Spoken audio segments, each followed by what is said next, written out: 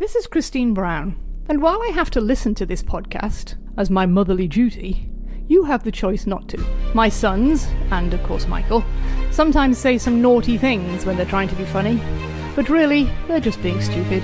You still want to listen? Go right ahead. I am not your mother.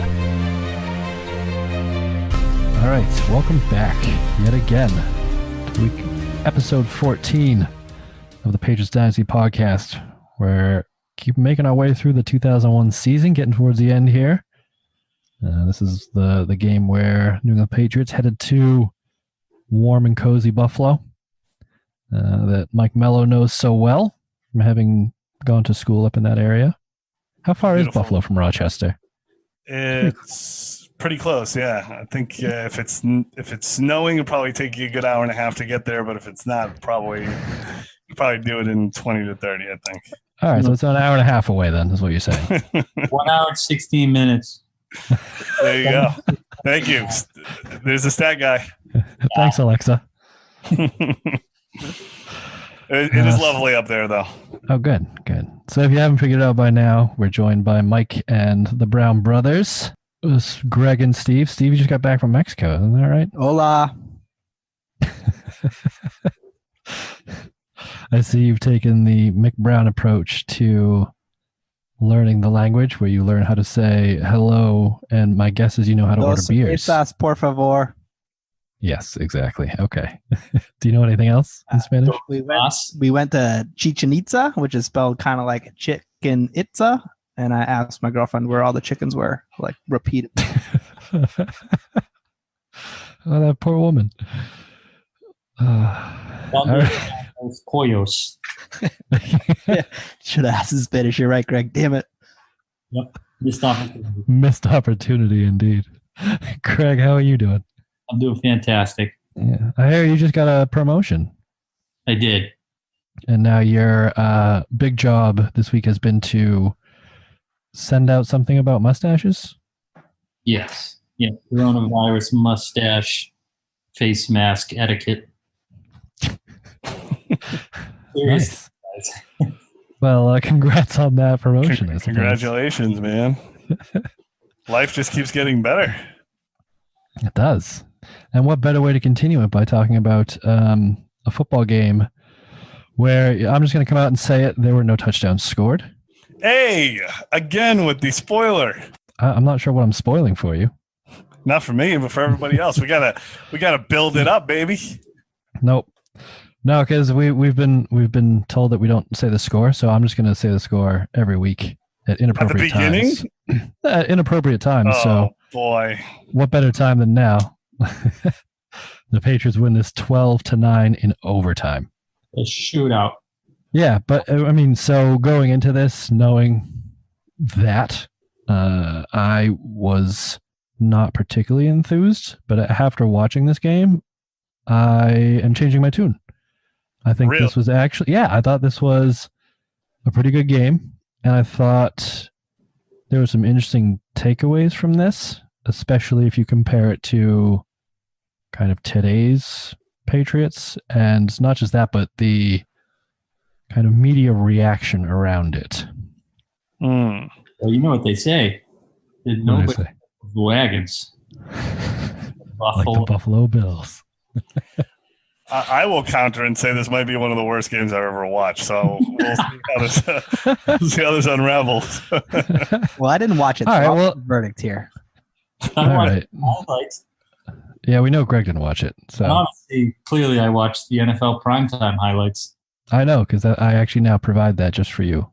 Dude, primetime, it was the best. The best. Yes. Has anybody seen the new iteration yet? No. It came back, but they put it behind a paywall on ESPN Plus. Oh, then I definitely didn't see it. Yeah. That's stupid. I know. I actually, at one point, I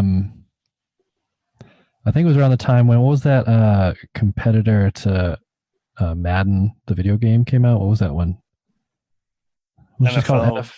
2K? Oh, NFL 2K, yeah. So when whatever the last one was that came out, like the really good one, 2K5, is that right? Yeah, I think so. That came out. I spent altogether too much time on that, but it made me actually go looking for NFL primetime videos. And I still think the NFL would make a killing, or ESPN for that matter, if they sold just like access to, the Patriots NFL primetime highlights of, a season. Because those were the music on that was unparalleled. Electric. Yeah. I listened to that. I found the audio files, and it's in my regular playlist. There's at least like 7 or 8 songs that are just bangers. Yeah, and for some reason, I can just like I have different highlights in my head for different songs, and like random games. Like, oh, this is when I listen to one of them. It's like, oh, this is the Jets versus the Bengals in Meadowlands Stadium. No idea why. It's I almost can picture like vividly in my mind. You could tell how close the game is by what music they're using. That's the one. That's the best one.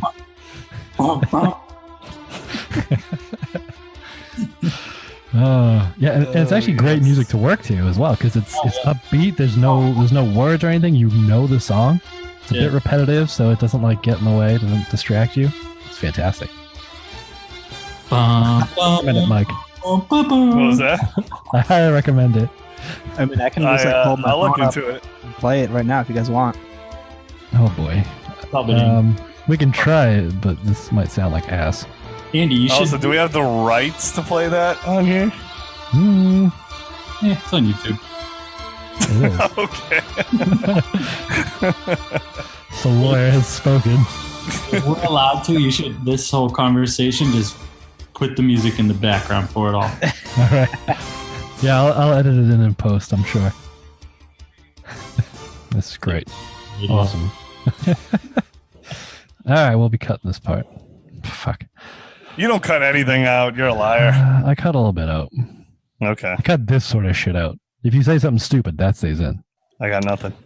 Yeah, I know. Self-censor. Yeah, so going back to the football game, the reason that I enjoyed it was because it was so different from, I think, probably this past year, because there was kind of some similarities that kept like coming back to me about when the Patriots played the Bills. I think it wasn't around week 14, 15 this year at home, and the Bills had given them problems at the beginning of the season, and the Patriots came out and kind of had their way with them, beat them pretty handily, and the offense looked the best it's looked in a while. You remember the game I'm talking about? Yep. Yeah. Week 9, 15. Was it? Yeah, something like that. And then, but the whole reaction around that game was these Patriots still kind of suck. They should have beat the Bills by more. This is not a team that's going to go anywhere in the playoffs. All this kind of like negativity around it. And then if you go back to 2001, look at almost the exact same situation, except the Patriots didn't play as well. Like the defense played really well. Brady had an off game. I don't think it was as bad as maybe it looked on paper, but it still wasn't great. He was running for his life, got sacked a whole bunch. But if you looked at the papers the next day, there was all this kind of optimism. It's like, hey, we're actually in the playoff race. This is a team that could do something. And the commentators were talking about how, this could be the one team that gets into the playoffs, and it's the one team all the other playoff teams looking at and saying, we don't want to play them. Yeah, I mean, from that perspective, I get your point. And I guess this was a game to test their mettle, so to speak, even though the Bills at this time were 2-10 and basically, for all intents and purposes, rebuilding. Alex Van Pelt was the quarterback. Yep. I mean, also, by the way, that guy's nickname was Pill. I don't know if you caught that. I didn't. Pill? Yeah, for Pillsbury Doughboy.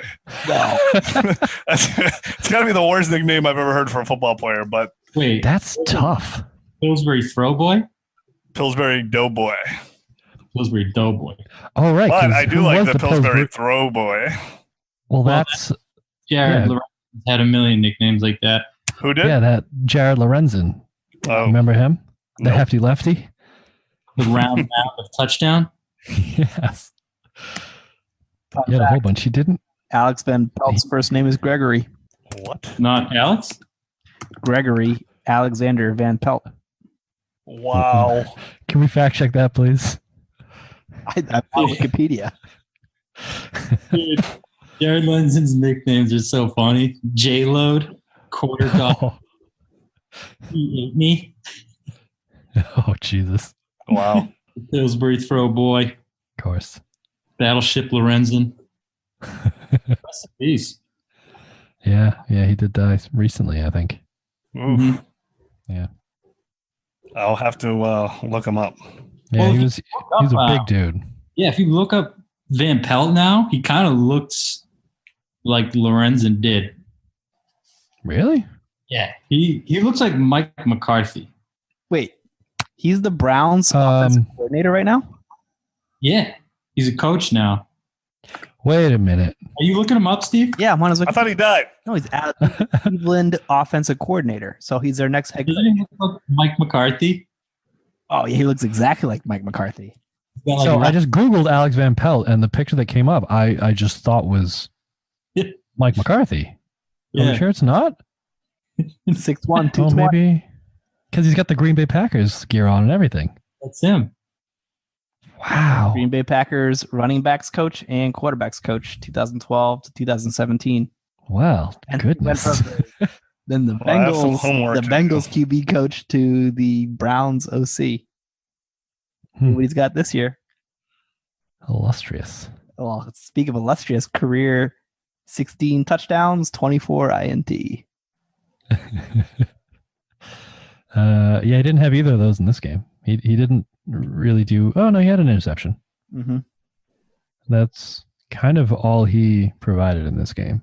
I mean, that's Alex Van Pelt for you, though, right? I mean, I guess so. I mean, that's why I think it's impressive that the Pats were, they continued on their roll, because there'd be a part of me that'd be like, man, we're facing a 2-10 team against Alex Van Pelt. The guy is Alex Van Pelt, right? Pill. And yet they barely squeaked this out. Like, I know that it inspired confidence because it did test them, but if I was on the team, I would be questioning that, I think. You think so? I think so, man. Like, But this is just how the Patriots and Bills played at that point. They showed a stat where before this game, 3 of the last 4 games had gone into overtime. yeah, but Alex Van Pelt, man. I mean, when it's been like Flutie or Rob Johnson, we've at least dissected the merit of a first round pick or something like that. But this is Pill we're talking about. But I mean, I will say one cool point in this game was that Troy Brown crossed 1,000 yards, and this is week 14. So that's pretty impressive. He was also the leading punt returner in the AFC. So props to Troy Brown for in this game. But other than that, I don't know. I don't know what would inspire anything. I mean, this was definitely a defensive battle. I will give you that. I did notice a difference in that side of things too. The hits that were being, I mean, we've talked about this a little bit, but just the speed at which the defenses moved in these games on both sides of the ball, like for the Bills and the Patriots, just seems so much faster and more aggressive than it does now. And I think part of that is probably the rule changes, like we've talked about before. But just the speed but at which the I'm defense- gonna call out Connor in the previous episode because he was like, "Yeah, there's no defenseless receivers and this all," but they were talking about it in this game that they were debating on flags for hits on defenseless receivers. So I know that the rules have tightened up a little bit, but apparently some of them were still in play. So they just. Maybe they were allowed to get away with it a little bit more. I don't know. I mean, I agree with you that it was a lot more aggressive back then.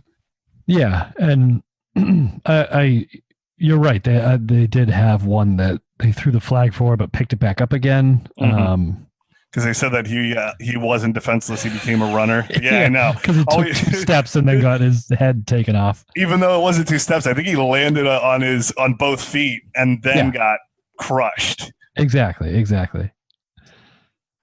So it was. I mean, to that point, though, I also felt like there's this one play where the Pats just plowed into somebody running out of bounds, and they were probably out of bounds maybe 2-3 feet already, and there was no one even batted an eye. So, yeah, the rules were in place. Maybe they were just enforced differently.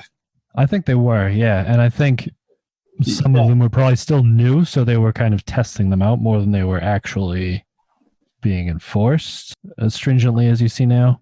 Like right. that defenseless receiver thing. Because I wrote down that if that was happening now, Mama Brown is writing a letter to the commissioner. Who was the commissioner then? Tagliabue? I think so. I think that's what we decided earlier. How do you say that in a British accent? You tell me, Steve. That sounds pretty British already, Tagliabue. Give it a whirl, Steve. Yeah, come on, Steve. I mean, you had the Mexican going, the Spanish. See, Tagliabue. Oh. What was Yikes. That was a travesty, is what that was. It was Spanish. Oh. Oh, no, it wasn't. Yeah. Oh, boy. Well, my 2 cents on the whole hitting defenseless receivers, I think the big difference is how people like react to it. Like you see a big hit and it was like celebrated back then. Where the players were immediately celebrating. The commentators are like, yeah, what a hit. Where now you're kind of like, we know that that's going to cause some brain damage, so you're far less likely to kind of. But didn't you know that it like would cause brain damage back then? That's what I don't understand. We didn't know there was a direct correlation. Andy and I, me far less because I only played a few games here or there. Not even because I, as we have established, didn't last on the football team very long. But when I was on the team with Andy, that's what I said, me personally. When I was on the team with him, we knew some guys that had accumulated quite a few concussions at that point. They didn't seem Oh, quite. God, yeah. So, yeah, you always knew which guys those were. Right. And I didn't play like Pop Warner or anything. So it was like 1 year of experience for me. And I'm just looking around and like, who's had the concussions and who hasn't. I mean, some because they tell you, but I don't know. I think that there were signs back then. So I don't understand how people didn't know that banging your head against another person would cause damage. I mean, I don't think that's what he's saying. I think it's we knew, but not to the extent like of how long term the damage was and how. Yeah, we didn't know about CTE and all that. I mean, yeah, we didn't know about CTE, but I mean, you could probably figure that some of these people are going to have problems with dementia, memory issues, even way before, right? I mean, I know that now at the time we thought it was just like those guys that got their heads knocked off all the time were getting multiple concussions. Now it's like if you get one. Well, I don't know like if one's going to trigger. No, but like every one of those hits. Yeah. But every one of those hits, it just makes it worse and worse. I don't know. I look at this and I'm like, I understand. And now because there's a term like we're held accountable, right? Where it's like, hey, here are the repercussions. We know exactly what this is. This is causing damage. I just think that for 60, 70 years of football before that, no one knew that this is. I mean, I feel like it's a little bit of a cop out. I don't know. I mean, I enjoy football now like I enjoyed it back then, but I'm not going to sit here and say that I 100% thought it was safe. Yeah, of course. I mean, that's fair. Mike, would you say that September 11th caused CTE? Wow, man! Now you're just fishing. This is what happens when you don't watch the football game. This is what happens. Or this is what happens when you make stupid hot takes. Just live with you forever on the internet. Okay, Steve, thank you for that. I appreciate it. Really fun. Going to the fun guy. Where's Connor? Oh, Jesus. Here we go. He's like talking to himself in the mirror, trying to get him psyched up for the next podcast. That's fair. I only figured out when Will Smith told me in an African accent. Tell me the truth. I don't know. That was because I have not seen the movie, but good movie. Will Smith overdoes it a bit with the accent, but yeah, no, I mean that definitely did bring everything to light. You're right, and I think there is more of a public awareness. I mean, I think that the NFL is definitely held accountable to it because of all this information now, which I think is a good thing. And I think the rules ultimately obviously are a good thing. And I think it makes, the game a little bit more exciting in different ways. I mean, a little bit more scoring. People are around longer, so you get to see your these like icons continue to play as opposed to being on the sideline. Right. But I'm just saying, before that movie, apparently we didn't know anything. Well, I'm sure that the NFL knew more than they were letting on as well. Right. It's like all those smoking execs saying that they didn't realize that smoking caused cancer when they spent a lot of money proving or trying to prove that it didn't, when it was obvious to everybody except for them, apparently. Causes earthquakes. Yeah, no, I mean, I think you're definitely right on that. Maybe the public in general never thought about it, but they definitely had to have had some type of data. Yeah, that's too easy to like generalize, actual data takes a long time to develop and like prove causation. Yeah. Just because you had one player that got a couple concussions and got dementia doesn't mean that that's what caused it. Right. Yeah, who do you think you are, Greg? Some sort of like team lead or something? Come on. Spot the QA dude. Science. You guys just don't understand. But I think maybe if we had a team that we would. I mean, so building off of that, watching Brady, I mean, people who have watched this game will recognize probably one, if not two, highlights from this. And one is Brady rolling out, going on the run, and getting his head taken off. Ragdolled. Mm-hmm. Like literally, helmet popped off and went 10 yards backwards downfield. Like just. Yeah, Nate Clements. Yeah. And he just popped right back up, clapping and everything. And then they showed him on the sideline, kind of, like joking around about it with Drew Bledsoe. And it made me think, if anybody knows what that feels like, it's probably Drew Bledsoe. I know that's probably in poor taste of Brady to like be joking with that guy about something like that. I'd probably wait a minute.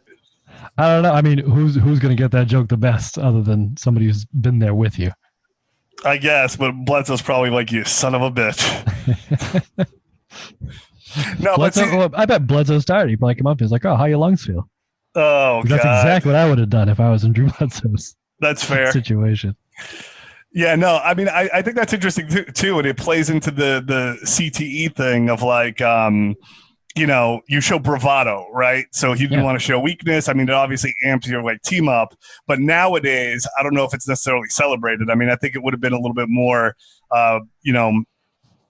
people getting in the face of that other player. Like nobody really did anything. It was just like he got popped, he got up, his helmet goes flying. Yeah, so somebody went and grabbed his helmet for him, and that was about it.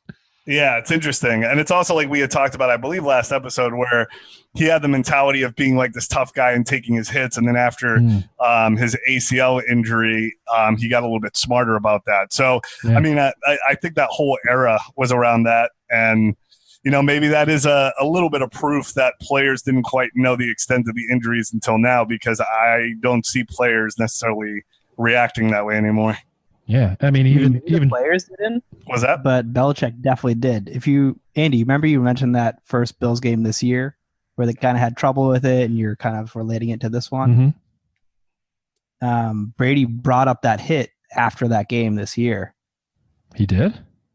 Yeah, because remember Josh Allen got knocked out in that game. Yeah. Like a head-to-head hit, and like all the Bills players like, oh, if that was Brady getting hit like that, we'd all be ejected. Oh, right. Oh, yeah. And I've looked it up. So he talked about it after the game, the Nate Clements hit. That I actually had to play that up in Buffalo earlier in my career where I was scrambling up the right side and tried to hold on to the ball. I tried to slide late, and it hit me, and my helmet flew about 10 yards away. It kind of riled up their whole sideline. Yeah, I remember the next day, Coach Belichick said to me, I'll never forget this. He said, "Hey, Brady, if you want to have a career in this league, when you're running like that, you either throw the ball away or you slide." I'll never forget Coach Belichick telling me that, and I've kind of taken to that. A lot of quarterbacks who do run, you're trying to make yards, and that's great. At the same time, you're susceptible to big hits. Again, whether it's flagged or not, or whether that's penalty. A lot of the rules have changed over the years, but from a quarterback standpoint, I feel like it's always better to try to be available to the team and try to take the risk reward and so forth. Again, nobody likes to see anybody hurt out there. From my own experience, I try to do the best I can to avoid any big shots like that. Damn. The Russell Wilson approach. It's true. Yeah. When Russell Wilson scrambles and then like slides right in front of a defender. It's so fucking annoying. It really is. You're like, God fucking. Because even as a fan, you want to see, it's like, oh, this is your chance. This is your chance. Somebody hit him. Somebody hit him. Exactly. But nobody ever can. Or he'll just like step out of bounds right at the end. Yeah. Oh, I hate you. It's true. But I mean, even in this game, like we're talking about, after that play happened, how many times did they show the replay? 7, 8, 12, 15? And like they kept, like, even the comments like, oh, it was such a scary hit. Like, it's amazing nobody's hurt. Let's look at it again. Here it is again. Well, to be fair, they'll still do that today. Not with that enthusiasm, but they'll go, oh, geez, I can't believe. Let's just watch that again one more time. Oh, God. Well, let's listen to it. We have the sound. Right, right. Exactly, yeah. Let's watch it full speed. But then, like, that was their highlight of the game, too. Like, when overtime started, they went back to it. It's like, oh, this has been a game of full hits. And they showed that one, and then the one that Steve was talking about where the running back took the hit out of bounds. Or right. About. Yeah. And they just kept showing those over and over again. I will say, man, the sound and everything. By the way, I don't know if this was because of the game and how it was going or because the announcers are insane, but did you notice that everything that was said in the first half, they repeated in the second half, like word for word, almost like they had a script? And I felt like, how on earth is this like televised? Because I already thought the game was boring as hell. And these guys, I don't know what was going on mentally with them, but everything was regurgitated twice. So maybe that's how much playing it. Hang on. So I just want to take a moment here, just so you all can see what's happening. So when we first started this podcast, and I was coming out saying how bad these commentators were, and I got so much pushback, and all I said was, all right, we'll see. Just wait until it's like week 14. We have fucking Steve Tasker and Don Cricky doing this, and we'll see what you guys are saying. And now, did you say those words? Because that would be incredible. It was something very similar. I don't think it was Don Cricky and Steve Tasker. I think I was using my my old crutch. What's his name? Dan Deerdorf. Oh, right. Well, then I'll hand it to you because it's infuriating. I mean, and look, I know it's a difficult job, and when it's a game like this, you have to keep the excitement and make it entertaining. But I look at a guy like now, and I know that the times have changed, but somebody like a Romo, which is really fun to listen to, in my opinion. He's a little off the cuff and silly. These guys ran out of material watching a live game. Yeah. I mean, as somebody who now talks about a football game that's already happened for an hour, after being able to prepare for it, I understand that talking about a game is harder than I thought it was at the time. I understand, but even if one of the announcers made some stupid remark about how a guy made a 9/11 comment and then the other guy got pissed off at him and they retaliated, that would still be more interesting than what the hell would be put on TV. Yeah, they weren't great. But I did like how they started the whole broadcast. They didn't. Because I write down the commentators every time because I have my grudges. Right. And it took me until every game. Yeah. But every commentator. But so every game I write down who the commentators are, so I know who to give shit to. Mm-hmm. This one, it took me until the fourth quarter before they introduced themselves. For one. Oh, how dare they? Right? Like, fucking tell me who I'm supposed to be mad at, like, from the beginning. Oh, my God. True. Except they did introduce Steve Tasker at the beginning by showing the highlight of him being on the field, and the punt returner for the longest punt in Patriots history was 93 yards. Yeah, that was pretty awesome. Like, the guy punted it from his own end zone, and it ended up being down on, like, the 1 yard line of the Bills. Dude, can I also say he was on that the Buffalo team that went 4 straight years to the Super Bowl and never won? That's got to be brutal. Yeah, and it didn't get brought up once. Yeah, like, I think they touched on it for a second. I know. How would you guys feel, by the way, as fans, to see something like that? Oh, it's got to be heartbreaking. Like, the worst Patriots loss in history is definitely the undefeated Super Bowl. Yeah. Like, I would have rather not even have that season happen. Oh, yeah. I couldn't watch anything sports related until probably the start of the next season. I still haven't seen highlights. I just, every time it comes on, I turn it off. I watched highlights of that about a month ago for the first time. Well, we should probably just like cancel this podcast before it gets to that. So, no, that's when it ends. Is we go up to the AFC Championship game of 2007, and then the podcast is done. Yeah, All I'm with right, that. yeah. Or Somebody just else can skip take that over episode. from there. Maybe we can just do an episode where we just talk about anything but.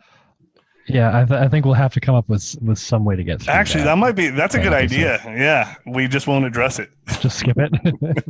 Look, and that's the end of the 2007 season. Moving on. Right. That's what I do with all my problems. I just Well, I read some meme where it says your problems now won't matter a year from now. I don't know if that's debatable or not, but you're probably right. Just forget about it and they'll go away. Yeah, it depends on the problem, but yeah, I mean, conjunctivitis does not work. I would sure? imagine anything that you need a cream for, you should probably take that into consideration. But Driving to the doctors, I couldn't open my eyes. God damn it. Crusted shut, dude. I waited like a week and a half. well, luckily we're all remote, so we don't have to deal with that. But Yep. hey, I mean, that could go away on its own too, right? I'm no doctor, but No, that's the one that doesn't. There's this summeritis. oh man. Good Lord. Go ahead. Conjunctivitis, appendicitis, and meningitis Meningitis. all in one summer. Fucking hell. that's What right. the hell, dude? Yeah. So, Wait. I mean, antibiotics are eventually going to just destroy everything in your system. So, how do you build that up? That's insane. I think I was drinking lake water. Oh. Yeah, that didn't help. Damn. Tell your appendicitis story, though. Well, when we were working together. No, about how mom handled it. Oh yeah. Well, and you too. You kind of called me a pussy because I was like, we were working together doing pools, and I was like, Andy, I can't do this today. You got to drop me off. I'm like, all right, I guess I'll do the rest of the day myself. I get home, I'm like forcing myself to puke. I'm in so much pain, and my mom's like, "Oh, you just have gas." She's like, "Corn." It's like corn. I don't even Corn. corn gives you gas, first of all. But then I Googled it. I'm like, Mom, this is really looking like the symptoms of appendicitis. And she's like, okay. Sure enough, partially ruptured appendix. Ooh, that's fun. Yeah. She hasn't. Yeah, how long are you in the hospital for? Didn't she, Not long. It's a pretty short post-op. didn't she think your meningitis was because you're hungover too? Yeah, the meningitis I had. That was brutal. I mean, to be Dude, fair, that's no joke. you do have a track record of all those things. yes. So none of these were like out of the norm for any of us, Yeah, and I have an extremely high pain tolerance apparently. because I'm a man's man. I'm like 2001 Tom Brady, you know? You're getting your bell rung and popping back in there. But speaking of which, so he does that, right? And then the next drive, I don't know if it was designed or if he called it himself just to be a hard ass, but Brady ran a QB draw like in the red zone. Yeah, I mean, if we're going to talk about that, what a stupid play. Can I say that? Go ahead. No, I mean, I forget because this was it towards the end of the half? I mean, we're jumping around here a little bit, but It was actually towards the end of the game. It was right before they kicked their. oh, time. you're right. Yeah, man. So yeah, they're driving. You can win the game, and wasn't it like third down? Yep. So it's third down. They were, I think, like several yards away from the end zone, and they It was run just a outside draw. the 10. Yeah. Okay, yeah, they run a draw with Brady. So they kick the field goal and they tie it to go into overtime. But what the hell was that? So it's 3rd and 9 from Buffalo 10-yard line, and they run a Tom Brady draw, QB draw from the looks of it for 3 yards. Yeah, what on earth is that? Tough play call. Yeah. They But- wanted to put it in Vinatieri's hands. He's such a good kicker. 3-yard field goal. Oh, I actually stat checked Connor's claim that Vinatieri didn't miss a kick the rest of the season. He did. Just, yeah, for the record, he went, I think, 13 of 14 from week 14 on, or whatever the hell it was. It was close. Yeah, so I'm sure we'll come across that kick sooner or later, and one of you can point it out, like, where's Waldo? I will also say, talking about kickers, I'm going to have to issue an apology here. I initiated ragging on Ken Walter for not averaging 40 yards because the previous game was brutal in some of the punts. But the announcer said, and I don't know if this is true, maybe Greg can check on this at some point, but they said that Ken Walter was averaging 37 yards net, and he was actually first in the NFL in that category. Yeah. I caught that too. And because there was one game where both punters were averaging like under 30 yards a punt. I don't remember which one it was a few months ago. And it was horrendous. But yeah, I was surprised to hear that too. And Troy Brown was leading, what did they call it? They didn't call it the AFC. They call it like the American Conference. Right. In punt return yards. I have a guy at work. He was actually in the office today. He's one of GMs. He's like a true and true Bills Mafia guy. And he's like, poor bastard. Brian Moorman is my favorite Bill of all time. I have his jersey and everything. Oof. Wow. I could see that though. I gave him that Bills Patriots like yearbook or whatever it was from the game from 2004. He was loving it. It's like, oh, Brian Moore, my favorite. I mean, he was pretty diesel though. That's a good segue. We should talk about Bills Mafia. All right, talk about him. It's the single greatest annual sporting event in the world. What's that? That's it. Pat's beating the Bills in Buffalo. At Buffalo, yeah. Okay. It's the best sporting event I've been to. Really? Oh yeah. Because you've been to some big sporting events. Mm-hmm. And as far as like atmosphere, well, we'll say this for a 21 to 30-year-old male. Yeah, it's the best you can get. Don't bring a kid or anything. I mean, you care to elaborate on that and share some experiences? Sure. Yeah. I mean, so we probably first time I went was like 2010 time frame. And we got a lot of Buffalo Bills fans around here that we take an RV, drive it from New Hampshire all the way over to Buffalo, hit Niagara, hit the casino, get some wings, park at the mud lot. You can park at the mud lot right next to the stadium. Give you like $100 for the week. They're like, whenever you want.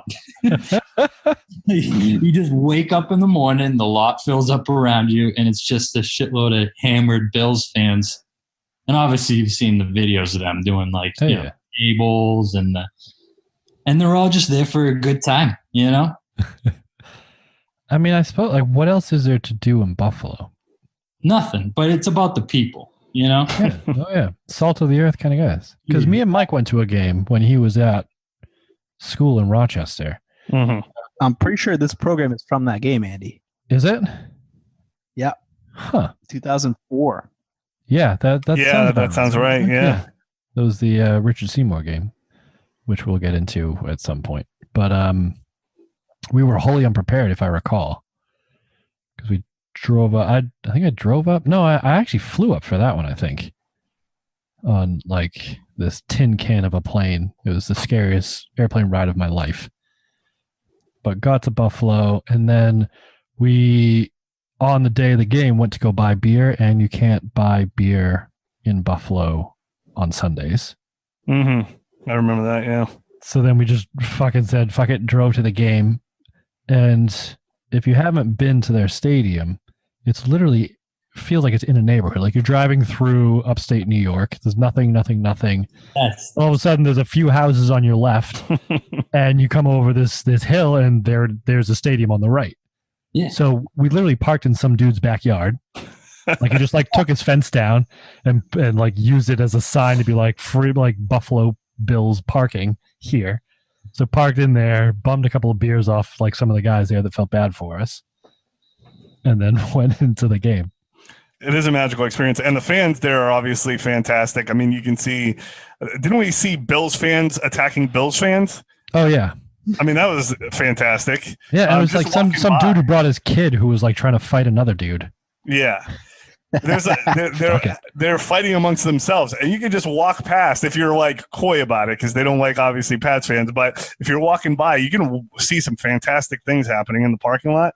Yep. And then when we went to the game, didn't we start or somebody started a chant where they were just chanting Norwood, Yes. Norwood For like a quarter and a half. That's all the guy did. Yeah, I think he was a Bills fan. I think he was. I think we started and he joined in and he just did it for the rest of the game. And this was like halfway through the third quarter. And he's like, yeah, okay, I'm going with this, and just did it. I don't know if he's a representation of all Bills fans, but he was a great gentleman. I don't know. You guys sounded more prepared than that one game I went to, Which one? Greg, where they forgot the adapter for the grill. Oh yeah. Oh, that's a bummer. We bought like $100 worth of meat, and we're like, yeah, we're gonna like eat all this meat, and it was like snowing. It's motherfucker, and forgot the adapter, and we're like, oh, I don't know. I remember walking around trying to find a place that would sell charcoal, and like, Oh, that sucks. telling me to go fuck myself, and then we all just drank because we had a bunch of beer. It was cold. We had no food, so we all just drank it by like halftime. It was Dunskies. Is this in Buffalo? Yeah. And there's a great Jesus. picture out there. We made a pregame bet. Whoever's team lost gets a beer poured on them. Oh no. With no spread. This is Patriots like 2010-11, which is like 12-point spread. I was like, okay, take the bet. There's a great picture of me just pouring a beer on a sad-looking Brendan Mulhern's head. All his hands. He's got a fucking Stevie Johnson jersey on. Oh That's brutal too, man. It's freezing up there, so yeah. Yeah. I remember Tough mom punishment. gave me like a 36 pack of hand warmers, and we were sitting in the end zone. And I was throwing them just into the stands. That's fucking Santa Claus, the hand warmers. Oh God, Steve. Buffalo's the best. Yeah. Yeah, wicked fun. So, speaking of that, one of my favorite ever Tom Brady statistics. On the list of most wins by a quarterback in Buffalo, the top 5 are Buffalo Bills quarterbacks. Number 6 is Tom Brady. Ooh, can we name top 5? Yeah, let's see if you can give me top 5. Fitzmagic. Kelly. Jim Kelly's number 1 was 66 wins in Buffalo. So obviously all those came as a Buffalo Bill. Yeah. Doug Flutie. Doug Flutie number 9 ooh. with 13 wins. Robbie J. Rob Johnson. Not on this list. It's worth a shot. We got What about Fitzmagic? we got Fitzpatrick. He's on there. He is number 10. He's tied with Doug Flutie Jeez. with Damn. 13 wins. Who was before Jim Kelly? I'll give you 2 names that I don't know. Joe Ferguson and Jack Kemp are 3rd and 4th. Oh, yeah. Jack Kemp. Mhm. Before my time. Right. He One was guy I'm really not- good, that guy. There's Tyrod Taylor. is number 8. Ooh. Damn. He has one more win than Doug Flutie and Ryan Fitzpatrick with 14. He has Left. 2 less than Tom Brady, who has 16. And number 7 is Daryl LaMonica. So there's only one more guy. Oh, fuck, dude. Daryl LaMonica. He has 15 wins. There's one guy on here, number 2, just behind Jim Kelly. He's actually tied with Joe Ferguson for 43 wins. He, let's do this. He is you will know him. Here's a clue. Alex Van Pelt. Hill. I don't know if he has any wins as a Buffalo quarterback, but no. He got is that list. a current coach in the NFL. Another clue? No. Hold on a second. He's a coach in the NFL, a head coach? Yes, I believe so. All right. Andy Reid. No. I just like that visual. Andy Reid would look good in Buffalo Bills uniform, I what's think. Oh, hell yeah. Sean Payton. Say again, Greg? Time frame. 80s, 90s. Similar time frame as Jim Kelly. Yeah, I know. I do. There's someone right there that I can't think of. You say he was a head coach? Yeah, here's another clue. He is responsible for the biggest comeback in NFL history. Yes, against the Oilers. Yes. Fuck, dude. I know that's exactly what I was thinking of. Was that game? No idea. I can't remember. The current coach of the Indianapolis Colts. Oh, that's right. What's his name? Frank Reich. Yeah. Yes. Yeah, you're right. Yep. Nathan Peterman? Oh, Nathan Peterman. I remember that guy. No, I don't know any of these freaking people, Andy. I remember Peterman. He was like their first round draft pick who threw like 5 interceptions. No, yeah, I feel bad for that guy. Yeah. So he's probably I'm stat. Can we stat check this? Who has thrown more interceptions in Buffalo, Nathan Peterman or Tom Brady? Gotta be. Peterman's got 12. It's gotta be Peterman. It's gotta be Peterman. Is that guy still in the league? Yeah, he's the backup for the Raiders. No kidding. Yeah. Gruden loves him. Yeah, apparently does. All right. Anything else you guys had on this game? I mean, I will say that there was another, stat on the difference between Tom Brady and Bledsoe at this point. And up to this point, records 8-3 for Brady, 0-2 for Bledsoe. Brady was averaging 25 points a game. Bledsoe, although it was only a few, 10 points a game. Right. Yards were about the same at 205 and 200. And then Brady, 16 TDs, 9 interceptions. Bledsoe, 2-2. Yes. So, although they did note that because while this game was going on, they kept showing some of the other games because the Jets are also had the same record. So it was, were the Patriots going to keep pace with them? And so the Jets were playing the Bengals, and they noted that the Bengals had like a top 10 ranked defense as well. And the Jets also had, I think, a top 10 ranked defense. So those were the two games that Bledsoe lost. Right. Against two top 10 defenses. So I am willing to give him a little bit of slack for that. That's fair.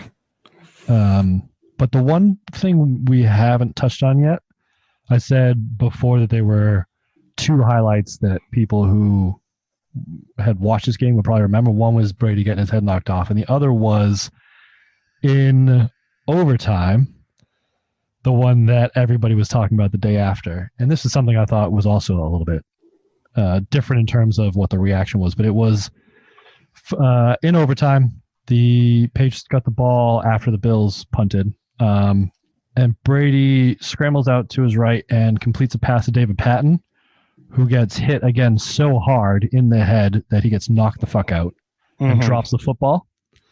But he falls his limp, unconscious body. Right. Well, it was called a fumble. Yeah. So he fumbled the ball, and the Bills recovered, and he was called down, and so that's how it was called in the field. Bills ball. They thought they were getting the ball back, but after probably it felt like about a half an hour of review, what they ruled was that David Patton's unconscious body had come down out of bounds, and because his foot was resting on the ball, that means the ball was out of bounds. So it's considered a catch, a fumble, but then technically a fumble out of bounds. Right, because his head was out of bounds. Yeah, which if you look at it logically makes sense, because if if you don't get 2 feet and 1 foot is stepped out of bounds, that's considered out of bounds, so therefore the ball is not in play if you do it the other way around. So it makes sense, but the Bills were livid about this rule. Or just about the call in general and the fact they got overturned and everything. I mean, it does make sense. What do they want them to do? Yeah, I mean, I think it was the right call eventually. And makes sense. Yeah. Yeah, I mean, it's pretty clear and obvious when you look at it that way.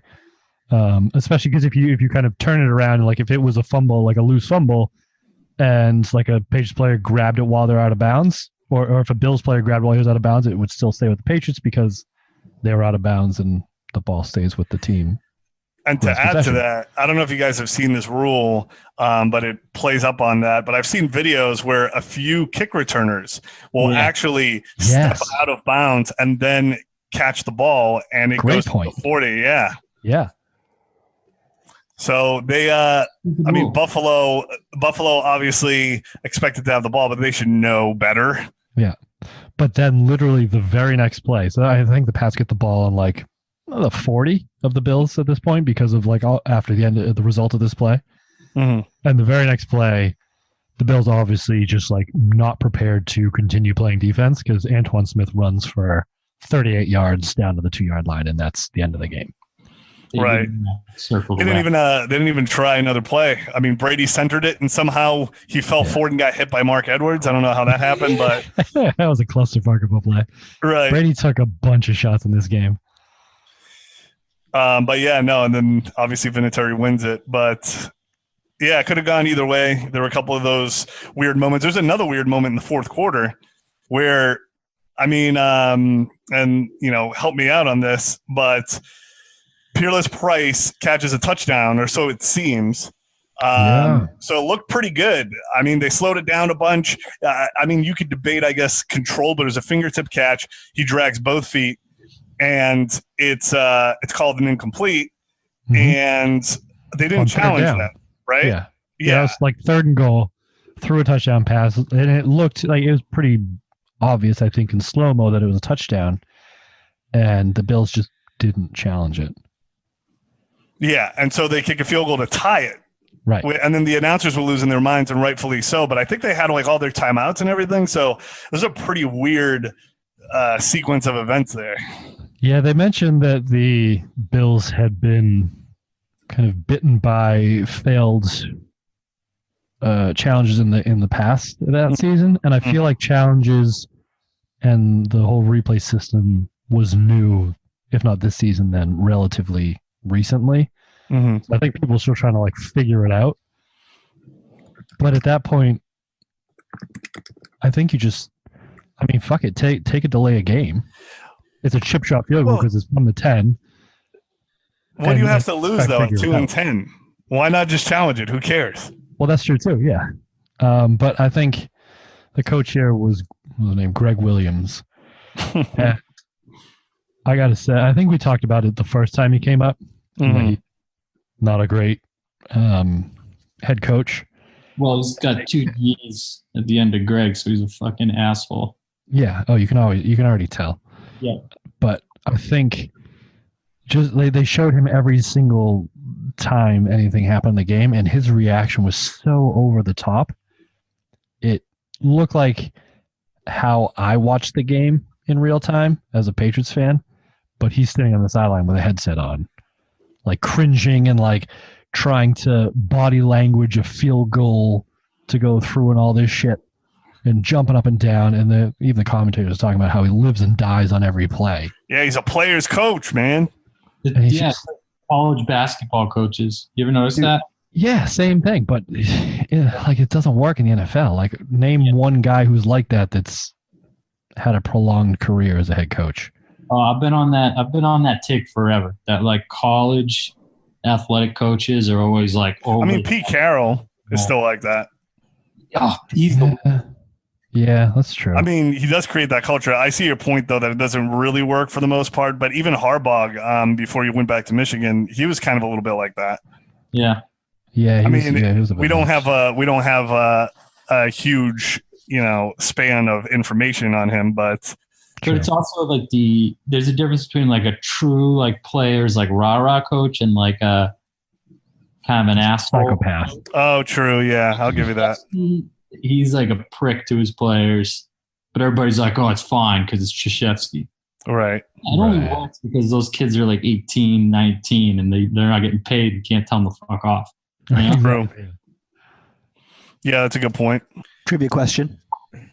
Yep. All right. Who has more touchdowns thrown to Bills players, Tom Brady or Nathan Peterman? Ooh. Tom Brady. Tom Brady. He's thrown a bunch of pick sixes in Buffalo. Peterman 3, Brady 2. Oh, so close. He's only thrown 2 pick sixes in Buffalo. I feel like I can remember both of them. Yeah, I can think of both. I can't think of the third, so yeah, that makes sense. Tractor trailer. All right. To touch on that, right. Man, remember when Connor was basically claiming that it was the worst game that Brady played, and we had countered that there was another one this season? This is another duck put up by Brady and, like I said, Alex Van Pelt. Like, he started the game like 2-10 2 for 10. But Brady, I think they mustered up for most of the second half. I think it was 4 yards. At one point, yes. Yeah, and Brady was like chucking it all over the place, not completing it, getting hit, obviously. Yeah. He kind of didn't seem like he knew where he was a little bit. So it was pretty interesting to kind of see a few games in a row now where were defenses figuring him out? Was he just adjusting to the game plan? I mean, why do you think he struggled mightily before the playoffs? Yeah, I mean, I think this game especially, you could see he was actually sailing some balls. And I think we saw some like issues in the kicking game too. I think weather, or at least wind, may have played a factor in this, which I think you've seen throughout like games in Buffalo. The wind has an effect. Did they mention that though? I don't remember it being too windy there. They talked about it because on the first field goal that the Bills missed, then they talked about Adam Vinatieri kicking in that end zone and whether or not it would be as easy as a chip shot as it should be. Mm-hmm. No wind. Oh, no really? Wind? 34 degrees, relative humidity 89%, no wind. Wind Yeah. 0. I don't remember. Thank you, Greg. That's important. Yeah. I think I don't know if I believe that. Oh, you just got stat checked, bro. Dude, see, They literally talked about the wind in the game. I never and heard how it. it knocked out a field goal. I never heard it. What else you want, huh? You want something else, Andy? Yeah. Let's see. Bills offense ranked 27. Their defense 29. Really? So bad that year. Their defense was 29th? That's what it says. Because it came to play in this game. And I think a lot of it was Matt Light getting toasted by the leading Noble. Yeah, the guy who has the most sacks on Tom Brady in NFL history. So Aaron he was Schobel. the guy on the cover of that program that I gave to the Bills fan. Was he really? Yeah. Yeah, because this was both of their rookie seasons. Really? Matt Light and Aaron Schobel. Yeah, they talked about it being like a rookie on rookie matchup, and Schobel absolutely just torched Matt Light. The guy called him No Show Schobel because he was convinced that he would never do anything, which is crazy because he has the most sacks against Brady. And then he went on to tell me that after every Bills loss, him and his brothers would do a Bills burning, where they go to their backyard and burn something Bills related. That sounds really fun. That sounds expensive. You must have gone through a lot of shit, dude.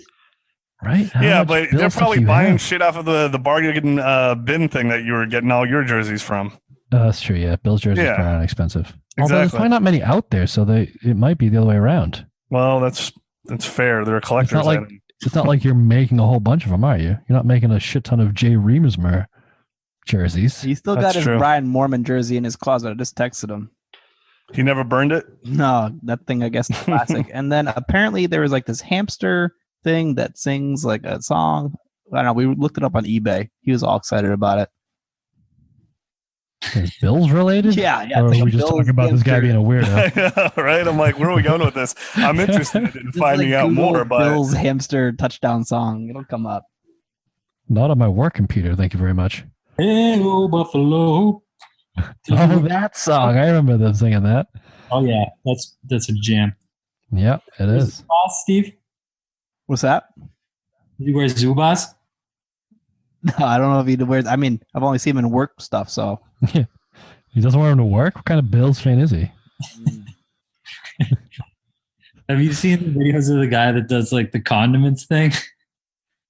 Yeah. Oh, yeah. Yes. Yeah. Fucking gross. 85-year-old man just getting like doused. It's strangely erotic. It's something. Oh, there's nothing like Buffalo. So I mean, that's what that's what losing 4 straight Super Bowls does to a fan base, though. I think. Yep. Oh, speaking of which, Mike, do you have any football or not footballs? Oh, that's a good question. I do have 3, but they're tricky ones. Okay. I got one this week too. Oh shoot! I'm curious to see if you also have some similar questions. Because let's do this. Yeah. You want me to go? Yeah. Yeah. All right. First one.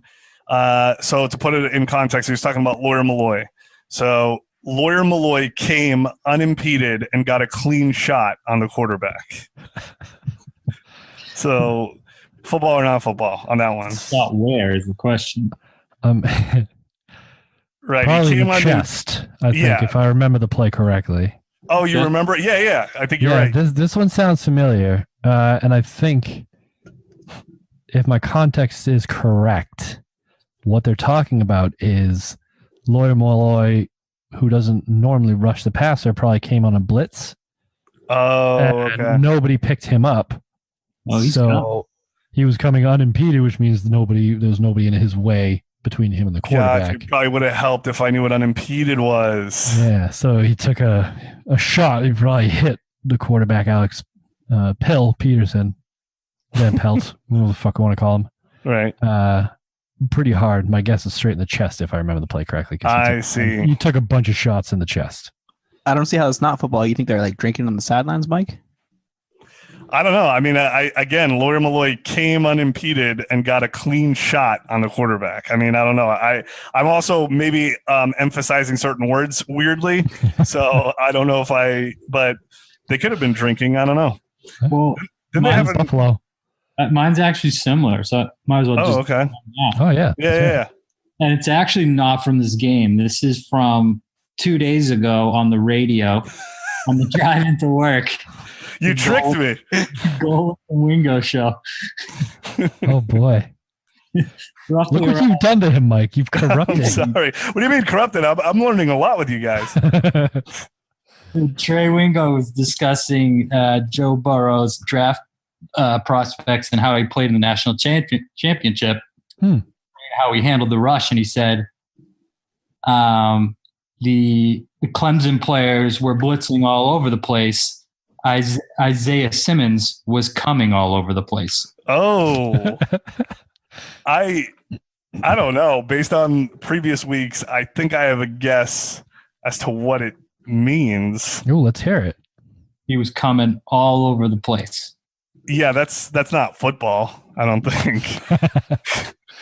I don't know. What do you think, Andy? Well, it's Trey Wingo. You got to keep that in mind. He's a fucking nerd.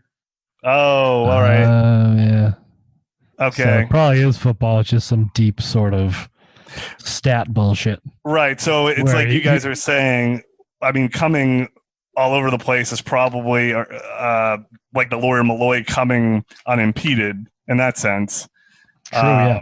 Although blitzing could coming kind from of different spots, perhaps. Oh, interesting. Some nerd shit like that, because like Greg said, it's Trey Wingo. Although blitzing could be kind of interpreted different ways, I guess. Only in your addled mind, Michael. No. I mean, I think it's football. Okay, right. Knowing Trey, I think. Yeah. He's a pro's pro. But yeah, that was a good one, Greg. I mean, you tricked me. I thought it was from this game. I was so excited when I heard it in the car. Pulled over and wrote it down. And then, like, I was driving, so I couldn't write it down. And then I was like, coming everywhere. And then I actually Googled their podcast. The time in the show and they discussed it, so I could write down the precise quote. That's awesome. I love it. That's commitment, baby. All right. I mean, if you want to keep doing yours, Mike, if you could top that. All right. This one is just an interesting one. I don't know. I don't know what you guys think. Roman Pfeiffer, another one of those veteran free agents who came over. Belichick had a relationship with him. Ooh. Yeah. Interesting. That kind of sparked the old noggin. Yeah, that's an open-ended word to use. It's a little ambiguous, isn't it? Right. Yeah. And I mean, they don't really talk about relationships too much with him. I mean, there is his girlfriend. Yeah, where they're not as open about these types of things. So yeah, right. Maybe that's like a little code word in there. I don't know. I just thought it was interesting. I mean, he had a relationship with him, is what the guy said, and I was like, oh, that's okay. Yeah, I mean, did they know each other before the Patriots? Oh, I think they did. Didn't they on the was it the Jets? Oh, so, okay. So maybe it could be a professional relationship then in that case. if they had worked together before, but it is ambiguous. It is ambiguous. Although they did say Roman Pfeiffer, another one of these veteran free agents. So they must have been talking about the Jets, and I missed that. Could be. I don't know. So that's maybe football. We'll put that in the maybe pile. Okay. And then finally, this one was about Larry Centers, I know for sure. And it was, he took a dump over the middle. There's no way that's football. I thought, it was interesting. I mean, the game plan, which I thought was awesome, was to limit Larry Centers, the fullback, in this game. I guess that was catching passes. Shitting on people. Right. So well, now you know why. Right. It'll get messy if you don't. Well, I don't know if he was upset or nervous or frustrated, but he took a dump over the middle. I mean, whatever it is, that's making a statement right there. Yeah. It didn't have an effect in the game, though. Have you ever shit your pants like playing sports? Did you say, have I ever? Because I'm going to go with no. Okay. I haven't, but I've had many a time where I've had to pull off the side of the road, run to Lord knows where, and do some damage in the middle of nowhere. Yeah. I pooped my pants watching sports once.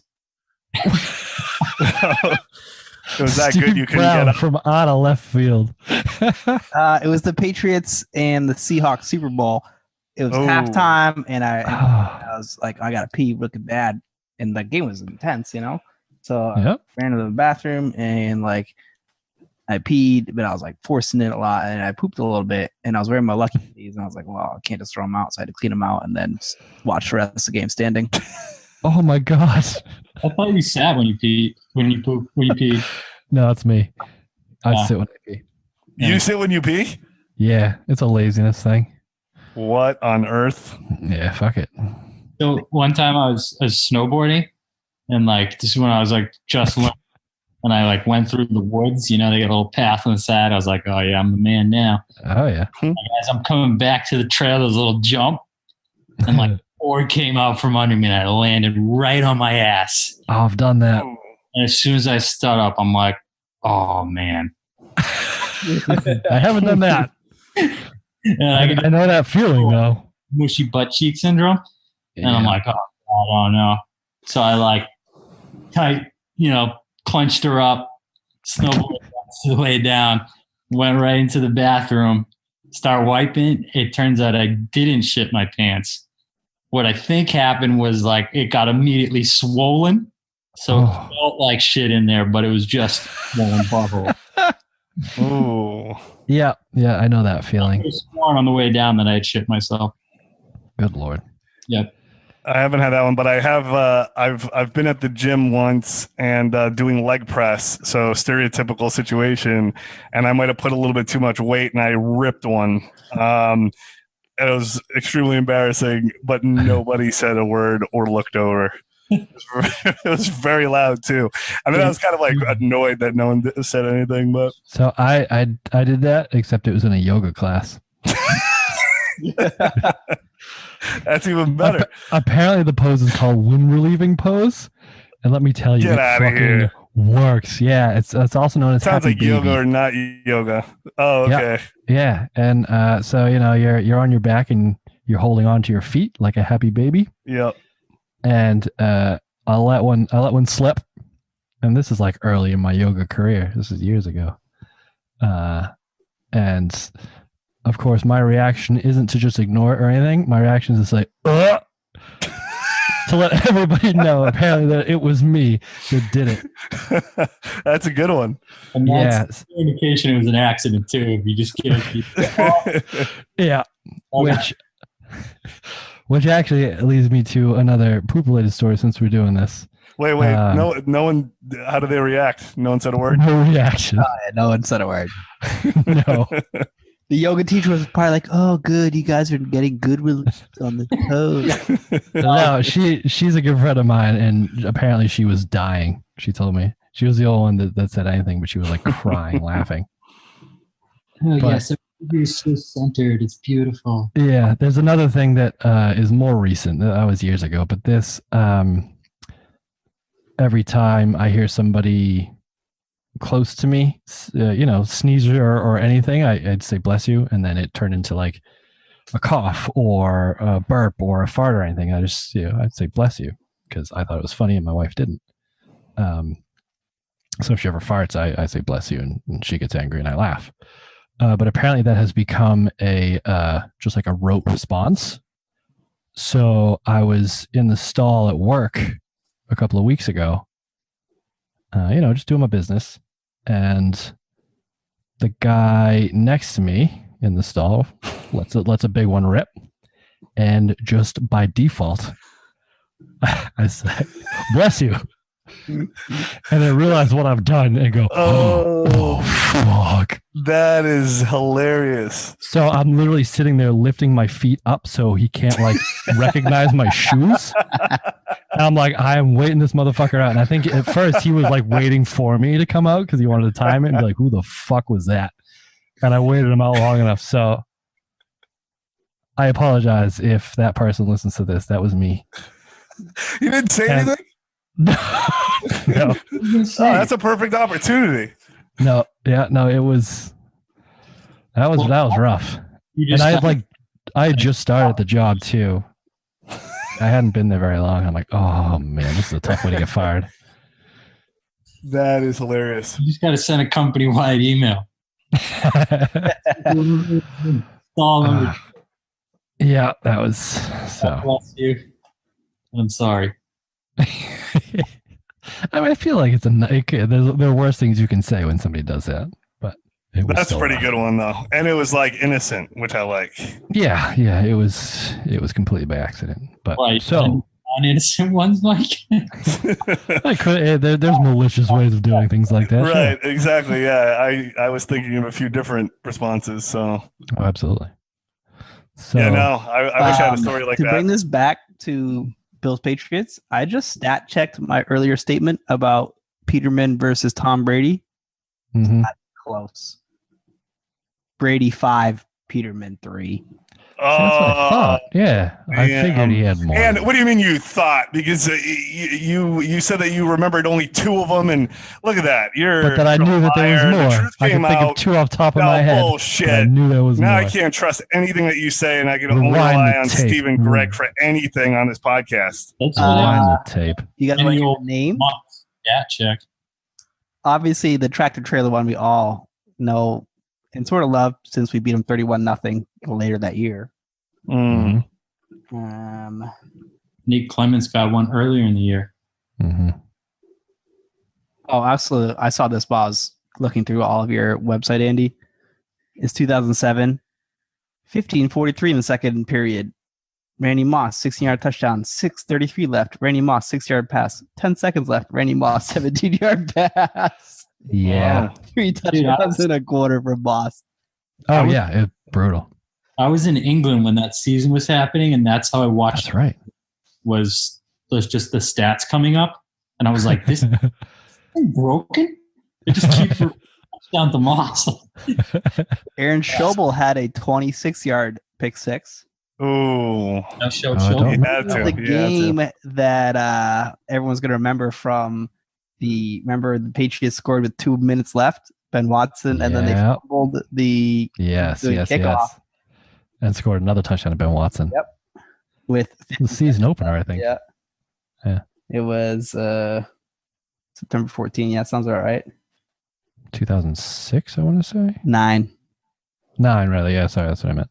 That was the same year as the Titans blowout. Drayton Florence had one? No idea. That's a game the Bills won on a Ryan Lindell 28-yard field goal with time expiring. Yeah, I remember that. Mm-hmm. That was a Fred Jackson game. Yeah.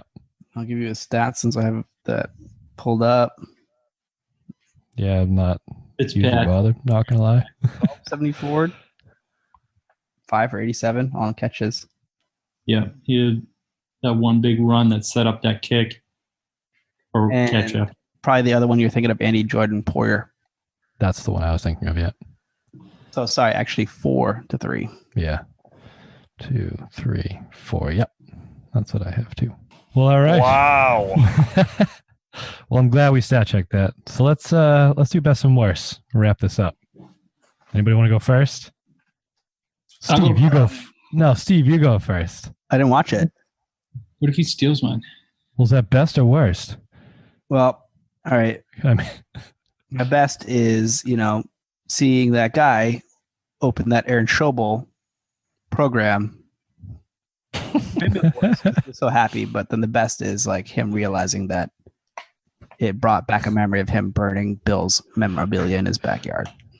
and the fact that his favorite player is a punter. Yeah. He's the best. Love it. All right, Greg, what's your best and worst? All right.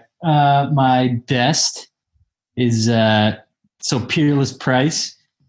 I was like, that's an awesome name. I'm wondering how like they got it. So I looked it up. Apparently his mom named him after like a moving company from Ohio where they grew up. Excuse me? Peerless Price. What? Yeah. Oh, I guess Peerless Moving Company? Exactly. Yeah, but what a name, though. I mean, she was on the money with that one. It's an A+ name. Yeah. Because it works. You don't think of it as like Peerless. Yeah, but imagine if that guy didn't end up being a football player. What if he was like an accountant? That's like that's many rough. Price. Yeah, I don't know. What if he was a terrible accountant? Yeah. Yeah. Which reminded me of the Simpsons episode where he changes his name to Max Power, and they're like, "Oh yeah." I was like, get That's it? right. He's like, thanks, I got it from a hairdryer. And also, there's a guy on Sunderland, the soccer team I support, whose name's Max Power. Scored the game tire last week. Was that his given name? Yeah. That's his name on the roster. Well, yeah, but I mean, Homer Simpson's name on some rosters is probably Max Power. Greg, you got to start a funny name Hall of Fame on this podcast because you have a lot of them. Oh, yeah. I had one at work today. I thought of you. Peter Peterson. That's pretty good. All right, then. Yep. You got to...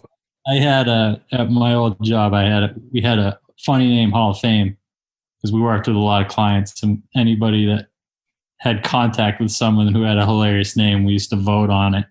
The Hall of Fame. There's some good ones. Kurt Guggenberger. That's not real. Mong Nuts Wanafong. I like how he knows these off of memory, too. Like, he just has them. He's not reading them. Cheesy Wang. Some of these might be made up. Shi Wang sounds made I up. know. It seems almost inappropriate for today's day and age. I don't know. You had to have like a documented proof of this person. Like you had to have like an email with their official name in it and stuff like this. Wow. Yeah. We didn't take this lightly. And we have a lot of people down from Hall of Fame. It was prestigious. There was only like 6 people. Wow. All right. I mean, we can probably start a Patriots podcast, funny name Hall of Fame, all-time NFL All right. funny name. Yeah. It's probably true. All right. Peerless Price, first entry. My vote. All right. Yeah. Especially Rodrigo. if he's named after a moving company. I mean, geez. Yeah. Yeah, but that's it's not an bad. awesome name, and he's got alliteration to boot, which is awesome. Yeah. And he's peerless. I mean, And he was pretty good. He was. He had one season with 90 plus catches, 1,200 yards, and like 10 touchdowns. Yeah. He straight up dropped a pass in this game, though. But other than that, he was fine. So is that your best and worst? Yeah. All right. Mike, how about you? My worst was the first quarter. I just wrote most uneventful quarter so far, and a close second was the second quarter. It was just the whole thing was. You could have just gone first half, no? Yeah, but I wanted to be specific about this so that if anybody decides to watch the game, just really avoid the first quarter altogether. Followed by the second quarter. Right. And then my best is going to be, Brady popping up, but we talked about that.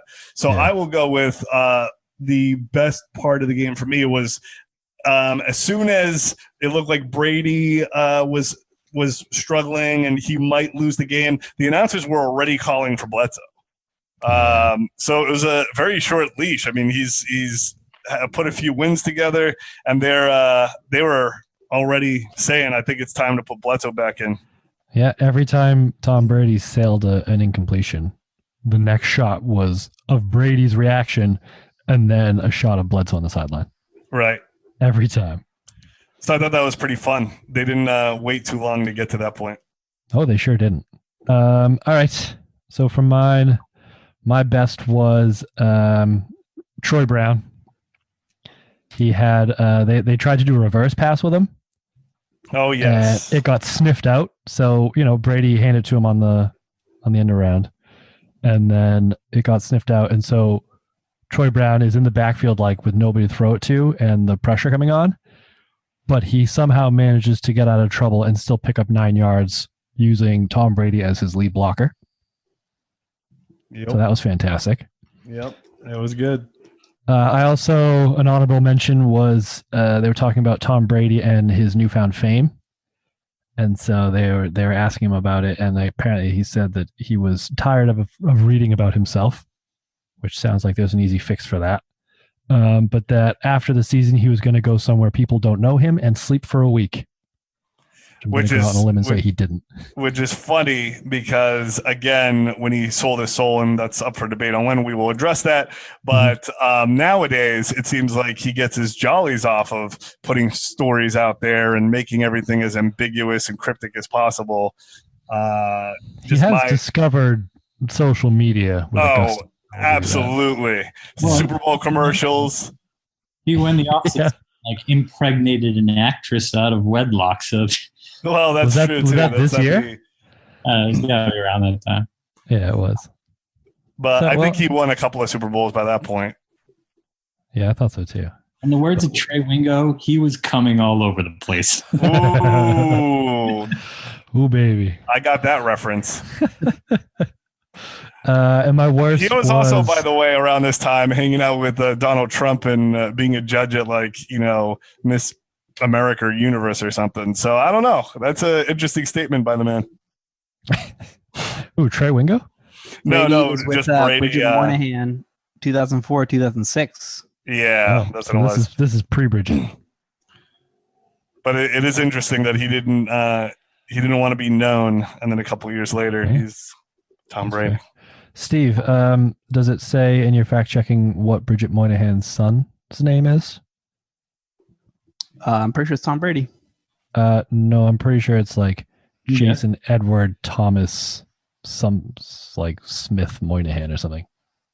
She named him Jets. Jack.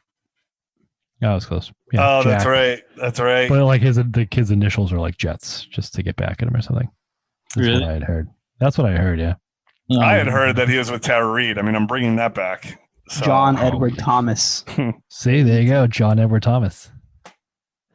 What a bitch. 2007 he was born. So my worst, just to cap this off, Terry Glenn. He played second game in a row that he played this season that I'd forgotten about. And there was a deep pass to him that got picked off by whoever was covering him there, and Terry Glenn made literally no effort to try to break that up whatsoever. I mean, to be fair, wasn't he sort of falling? Maybe. I know what you're talking about. Maybe. I looked at it a couple of times. I'm I want to give him the benefit of the doubt for no reason whatsoever. He did make he made a strong catch later, in the fourth quarter at some point. Him and the defender both got to he ran a comeback, and him and the defender both got the ball at the same time. And he fought the guy for it, and so he put effort in that one, but not on the obvious interception. So right, that was my worst. Mike, do you think you're the biggest Glenn fan still around? Oh, dude, what did I say? It might have been a lost episode, but he could have been the greatest wide receiver of all time. I stand I'm glad by that. I missed it. That does sound like something you said. Yeah. So you're right, Steve. And I stand by that. Oh, good. He has so much swag. Oh, yeah. I mean, we talked about that. If he and Deion Sanders hung out consistently, I would lose my freaking mind. Oh, my God. What about him and OBJ? It might be too much drama for me. Yeah. I mean, Dion's like drama, but like in a funny way. OBJ is like kind of forced swag, I feel like. That's true. Yeah. Which the Patriots might be a perfect fit for him so he can be his true self and not put on a show. Yeah. Oh, boy. Worked with Chad Johnson. Yeah. If only he could learn the playbook. All right. I think we've filled up enough airtime with our poop stories and such. I have so many more because I deal I'm with sure you do. IBS. So I thought we were cutting that. No, we're leaving that in. Wow. Sorry, Mom.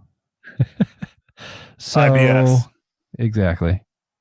Until next week. Next week, Patriots host the Miami Dolphins, the AFC East leading Miami Dolphins for the AFC East, really. Grudge match. Grudge match indeed. See if they can get some retribution for how badly they were beaten in Miami. So we'll see how that turns out. So join us next week on the Patriots Dynasty podcast, I believe is what it's called. No, that was wrong. No, what's it called? Again. What's it called? Podcast. The Patriots Dynasty podcast. The Patriots Pod Dynasty podcast. Yeah. Mike's hot take hour. Watch the game. Go back to Mexico, man. Jesus. Let's get Connor in here. Whoa. Racist. What? Oh boy. What do you want us to build a wall to keep Steve out? We can build our own wall to keep him out. Yeah. Huh? You call me like a rapist and a drug dealer? Wow. I don't know, man. I didn't put those words anywhere near my mouth. The Browns aren't sending their best. Sometimes I'm a super person. That's amazing. That's amazing, Andy. Well, maybe a rivalry between Steve and I is developing, and we'll see where that goes. Oh, good. I can't wait. Terry Glenn sucks. Oh, God. Fuck you. Worse than Curtis Martin. All right, boys. You're the moderator, Andy. Yeah, and I've lost all control. It's like Jeez. CNN up in this bitch. Fuck Donald Trump. Yes. Yeah. All right, boys. I'm calling it. Yeah. Good luck to figure out what to cut and what to keep, Andy. Oh, my God. Yeah. He Fuck. keeps everything. Don't be fooled. I don't know. I Maybe haven't one of those listened, ones. so maybe. I haven't I know listened you either. I'm trusting him. Yeah, that's a bad decision. I'll leave stuff that makes me sound good and you guys sound like assholes. So No. Plenty of that. exactly. All right, boys. I'll talk to you soon. Hey, I got an idea. Yeah. You know how we often reference some photo or something Mm-hmm. in it? Maybe we should put those on the social media. Yeah. Because True. we're talking about what's his name looking fat, Van Pelt. Yeah. You could put those on there with like a quote, you know? True. Yeah, good call. And the poll thing is a good idea that happened on the page as well. I think people Yeah, I like that agree. sort of thing. Do you want me to do the social media?